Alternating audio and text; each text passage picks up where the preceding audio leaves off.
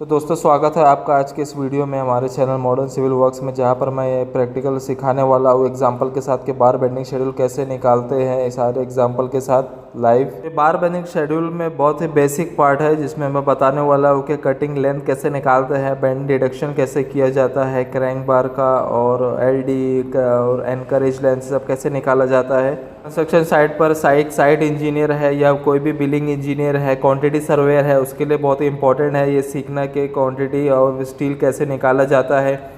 या कोई भी स्टील फोरमैन है तो वो कटिंग लेंथ कैसे निकालता है। अगर आपने एक बार ये बेसिक जो है वो सीख लिया तो बार बेंडिंग शेड्यूल बनाना आपके लिए बहुत ही ईजी हो जाएगा। और ये तो मैनुअल मैंने सिखाया है, इसको आप एक्सेल में भी ट्राई कर सकते हैं। फार्मूला लगाकर बस एक फार्मूला आपको पुट करना है और उसके बाद पूरा बिल्डिंग का आप शेड्यूलिंग निकाल सकते हैं, क्वांटिटी निकाल सकते हैं, कटिंग लेंथ निकाल सकते हैं। भी स्टील कट करने से पहले उसका कटिंग लेंथ निकालना बहुत ही इंपॉर्टेंट है। बेंड कितने डिस्टेंस पर होगा और कितना डिडक्शन होगा उसमें, वरना गलत हो गया तो फिर हमारा स्टील वेस्ट हो जाएगा। ये सारी चीज़ें बहुत ही बेसिक और सिंपल वे में मैं समझाने वाला हूँ इस वीडियो में, तो वीडियो के एंड तक बने रहे। और अगर आपके मन में कुछ भी डाउट है तो आप कमेंट सेक्शन में पूछ सकते हैं। तो चलिए वीडियो को स्टार्ट करते हैं।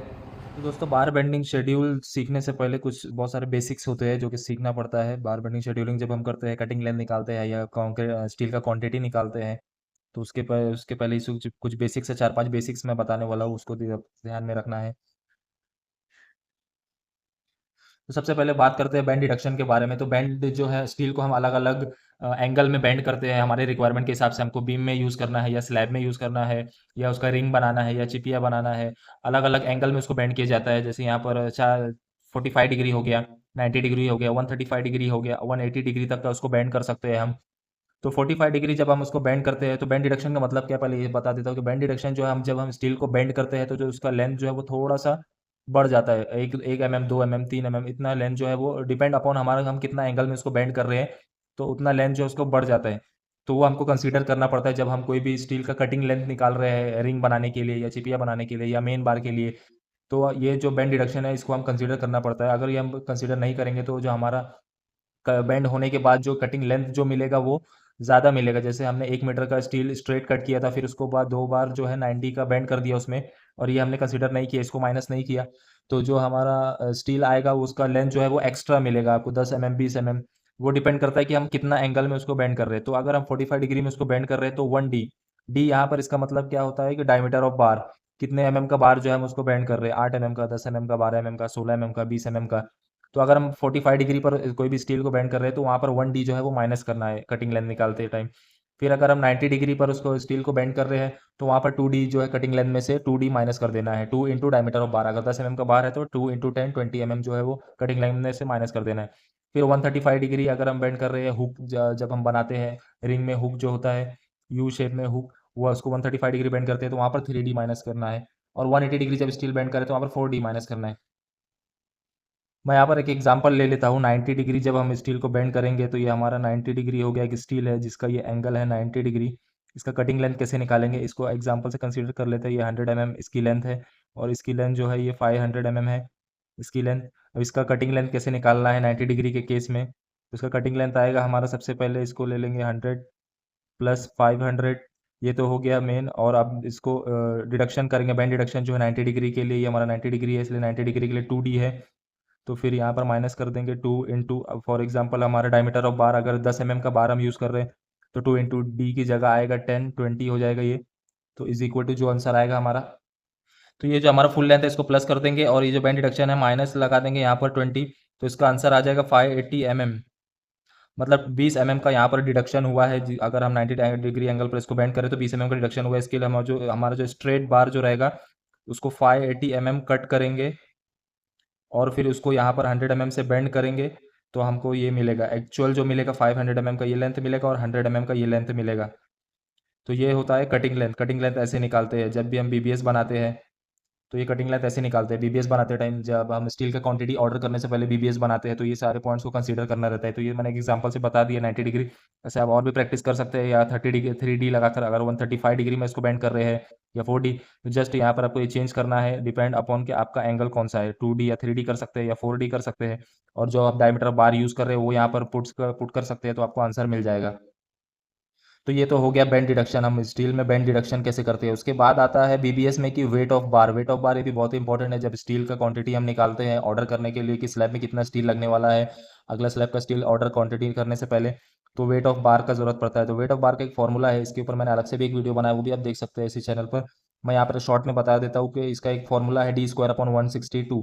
डी का मतलब होता है यहाँ पर डायमीटर ऑफ बार, कौन से डायमीटर ऑफ बार के लिए हम वेट निकालें। फॉर एग्जाम्पल अगर 10 mm बार के लिए वेट निकाल रहे हैं तो 10² हो जाएगा, मतलब 10 × 10/162।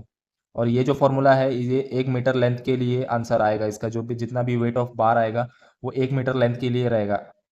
डी का स्क्वायर मतलब हो जाता है 10 × 10/162। हमारा जो फुल लेंथ होता है, जब हम गाड़ी कोई भी ऑर्डर करते हैं, जब कोई भी वेंडर से मंगाते हैं हम स्टील, जो ट्रेलर में आता है उसका जो फुल लेंथ होता है वो 12 मीटर का लेंथ होता है। तो यहाँ पर 1 मीटर के लिए ये फॉर्मूला है, तो मैं 12 मीटर के लिए कंसिडर कर लेता हूँ। अगर हमारा फुल लेंथ के लिए कितना वेट होगा एक स्टील का, तो 10 × 10/162 × 12, इसका आंसर आ जाएगा 7.47 kg। 7.47 kg इसका आंसर आ जाएगा। 7.47 kg एक ये वेट है। कितने मीटर स्टील के लिए, 12 मीटर। अगर हमारा स्टील है 10 mm का तो उसका वेट जो आएगा वो ये रहेगा। तो ये भी हमको बीपीएस निकालते टाइम इसको भी कंसीडर करना है। ये फॉर्मूला याद रखना है, D² / 162 इंटू एल यहाँ पर लगा देंगे, तो हम जितने भी लेंथ के लिए हम वेट निकालना चाहते हैं, एल की जगह पर उसका लेंथ लिख देंगे, तो हमको जो है फाइनली आंसर मिल जाएगा लास्ट में। एक और इम्पॉर्टेंट चीज़ है वो बता देता हूँ कि हम इंटरव्यू में पूछते हैं, इंटरव्यू के टाइम पूछा जाता है कि क्लियर कवर और इफेक्टिव कवर क्या होता है। बहुत सारे लोग इसमें कंफ्यूज हो जाते हैं। बहुत ही सिंपल है ये। ये जैसे मैंने एग्जांपल के लिए यहाँ पर एक बीम ले लिया है, बीम का ये डेप्थ है और ये बीम का विड्थ है। इसके अंदर स्टील बार है, मेन बार जो है 4 मेन बार का स्टील है, और ये हमारा रिंग है जो स्टीरअप्स रहता है। तो सबसे पहले क्लियर कवर बता दो। क्लियर मतलब हो गया ये हमारा बीम का जो कवर जोन है, जो हम बीम के साइड्स में कवर देते हैं ये रिंग से, और ये बीम का कंक्रीट का फेस, ये जो हो गया ये हमारा हो जाता है क्लियर। क्लियर कवर इसको बोलते हैं। और अगर इफेक्टिव कवर की बात करें तो सेम यहाँ पर भी मैंने बीम ड्रॉ किया है। इफेक्टिव कवर का मतलब होता है कि ये जो हमारा मेन बार है, बीम का जो मेन बार है, समझ लो अगर ये 16 mm का मेन बार है, तो ये 16 mm के मेन बार का सेंटर हम पकड़ लेते हैं, सेंटर से लेके कंक्रीट का एंड फेस, मतलब 8 mm। अगर ये 16 mm का तो इसका सेंटर हो गया 8 mm। फिर उसके बाद अगर 25 mm का कवर है तो 25 + 8 mm, तो ये हो जाता है हमारा इफेक्टिव कवर इसको बोलते हैं। तो ये इंटरव्यू में भी पूछते हैं कि ये क्लियर कवर क्या होता है, इफेक्टिव कवर क्या होता है, तो बहुत सारे लोग इसमें कंफ्यूज हो जाते हैं। तो बहुत ही सिंपल है ये।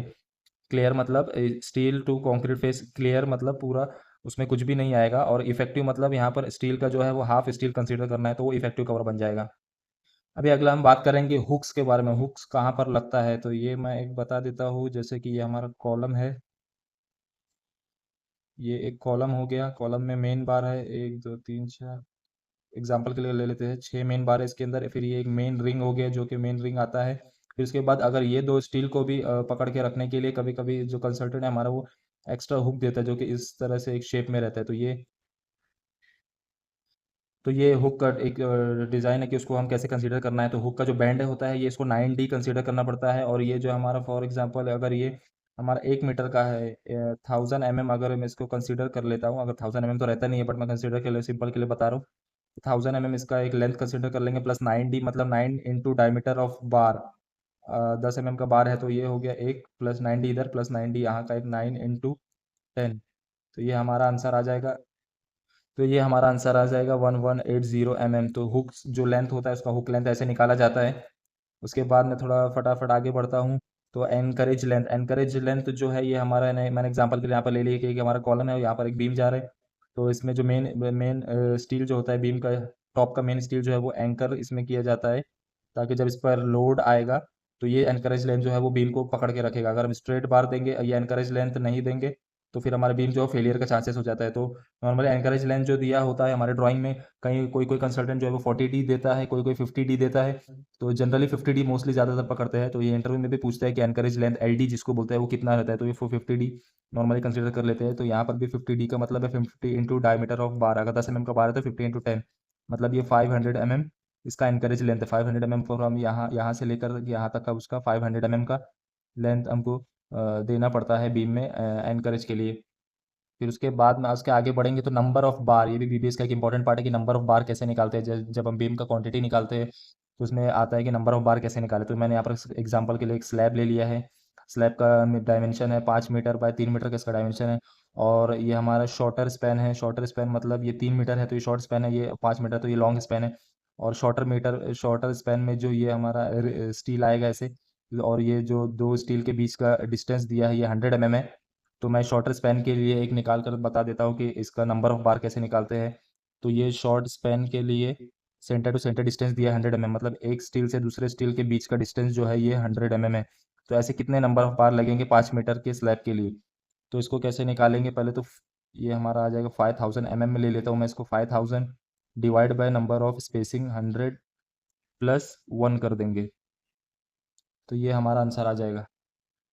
तो इसका आंसर आ जाएगा 50,000 + 100, ये हो जाएगा 50 + 1। टोटल नंबर ऑफ बार जो है नग जितना वो जो होता है स्टील का वो आ जाएगा 51। मतलब इस स्लैब में नंबर ऑफ बार जो है वो 51 नंबर ऑफ बार्स लगेगा। सेम ऐसे ऐसे ही हम लॉन्गर स्पैन के लिए निकालेंगे, मतलब 5 मीटर, तो उसका भी एक बता दे। तो सेम डिस्टेंस लेके लॉन्ग स्पैन के लिए, तो ये हमारा लॉन्ग स्पैन कितना है,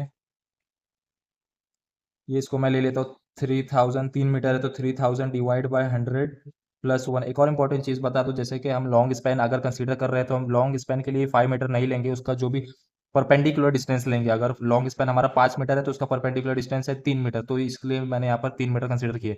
शॉर्ट स्पैन हमारा 3 मीटर है तो उसका परपेंडिकुलर डिस्टेंस यहाँ पर हमको रखना है, उसका परपेंडिकुलर डिस्टेंस है 5 मीटर, तो इसके लिए यहाँ पर मैंने 5 मीटर रखा है।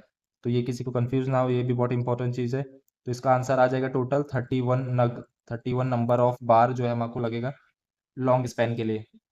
ये तो हो गया नंबर ऑफ बार। अभी बात करते हैं कि लैपिंग लेंथ, जो हमारा कॉलम में एक स्टील्स, जब हमारा स्टील जो है खत्म होता है 3 मीटर या 4 मीटर का हम स्टील हम कट करते हैं एक फ्लोर में, यहाँ पर खत्म होता है, फिर जब अगला उसको लैप करते हैं तो उसको जॉगल देना पड़ता है यहाँ पर। अगर हमारा स्टील बार जो है वो 32 mm के अंदर है, मतलब 25 mm तक का स्टील है तो उसको यहाँ पर लैपिंग देते हैं, और 25 mm के ऊपर 32 mm आ रहा है या 40 mm का स्टील है तो यहाँ पर उसको कपलर प्रोवाइड करते हैं, वहाँ पर लैपिंग नहीं देते हैं। तो ये ओवरलैपिंग लेंथ हो गया, ओवरलैपिंग ये लेंथ हो गया। और उसको स्प्लाइस लेंथ भी बोलते हैं, कॉलम में जो आता है लैपिंग लेंथ, उसको ये दूसरा नाम है उसका स्प्लाइस लेंथ। तो वो कैसे निकालते हैं, तो वो भी नॉर्मली जो हमारा 50 D दिया रहता है या तो 40 D दिया रहता है, ये हमारा कंसल्टेंट के ऊपर डिपेंड है। ड्राइंग में आपको पढ़ना पड़ेगा, जनरल नोट्स में दिया रहता है ये, कि हमको बीम के लिए एनकरेज लेंथ या तो कॉलम के लिए लैपिंग लेंथ कितना लेना है। तो सेम यहाँ पर 50 इंटू डायमीटर ऑफ बार, जो भी डायमीटर ऑफ बार हम यूज़ कर रहे हैं, यहाँ पर 16 mm का है या 20 mm का है, तो वो डायमीटर ऑफ बार यहाँ पर आ जाएगा। तो ये हो जाएगा हमारा 1000 mm, मतलब 1 मीटर का जो हमारा ये लैपिंग लेंथ जो है, ये डिस्टेंस जो है ये एक दूसरे के ऊपर लैप होगा, ये हमारा 1000 mm का हमको लैप करना है। उसके बाद एक और इम्पॉर्टेंट चीज़ है, लास्ट है ये bent up bar and crank bar जिसको बोलते हैं। हमको स्लैब में ये देना रहता है बेंट अप बार। तो ये जो हमारा स्टील जो आता है यहाँ पर बेंड होके बॉटम में जाता है, फिर बॉटम से बेंड होके टॉप में जाता है, इसको बोलते हैं बेंट अप बार। और क्रैंक बार भी बोलते हैं। इसका क्रैंक लेंथ कैसे निकाला जाता है, इसको निकालते हैं इस फॉर्मूला से 0.42D।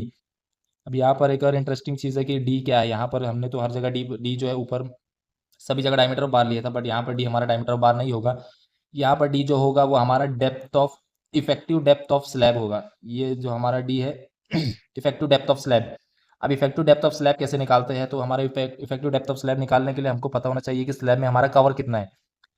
ये स्टील से स्लैब बॉटम तक का कवर कितना है। नॉर्मली 20 mm अगर हम इसको अज्यूम कर लेंगे, 20 mm कवर है तो 20 mm बॉटम से और 20 mm टॉप से ये कवर कंसीडर कर लेंगे। फॉर एग्जांपल हमारा डेप्थ ऑफ स्लैब अगर 150 mm का स्लैब है,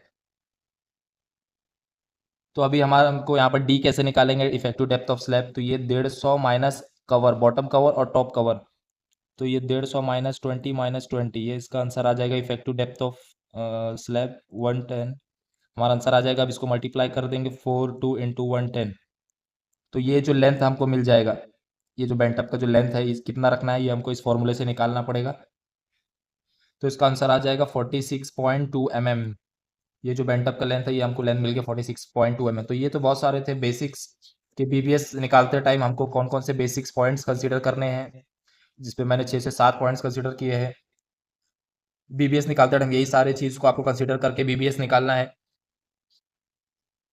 तो वीडियो थोड़ा लंबा हो गया बहुत बहुत, बट बहुत इन्फॉर्मेटिव है। आपको अगले जब आप इंटरव्यू के लिए जाओगे तो वहाँ पर भी काम आएगा, या आपको एक्चुअल साइट पर आप साइट इंजीनियर है या बिलिंग इंजीनियर है, तो अगर आज के लिए ये वीडियो इन्फॉर्मेटिव रहा होगा और चैनल पर आप नए हैं तो चैनल को लाइक, सब्सक्राइब और शेयर ज़रूर करें।